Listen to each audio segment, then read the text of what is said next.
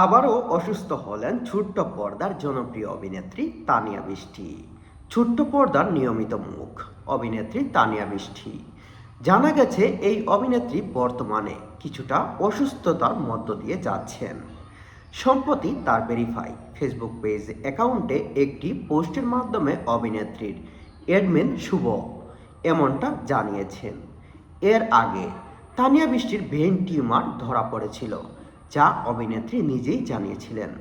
প্রথমবারের মতো দেশেই তার সফলভাবে ব্রেন টিউমারটি অপারেশন করে সম্পূর্ণ হয়।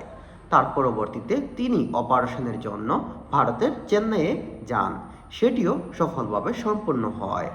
বর্তমানে তার অবস্থাটা খুবই ভালো আছে, কিন্তু কিছুদিন হলো তানিয়া বৃষ্টি খুবই অসুস্থতার মধ্যে দিয়ে পার করছেন। কিন্তু তিনি ভক্তদের এটিও বলেছেন, চিন্তার কোনো কারণ নেই। তিনি ডক্টরের পরামর্শ অনুযায়ী তিনি ঔষধ খাচ্ছেন, নিয়মিত থাকছেন এবং তিনি বিশ্রামের মধ্যে আছেন। এমনটাই জানিয়েছেন জনপ্রিয় এই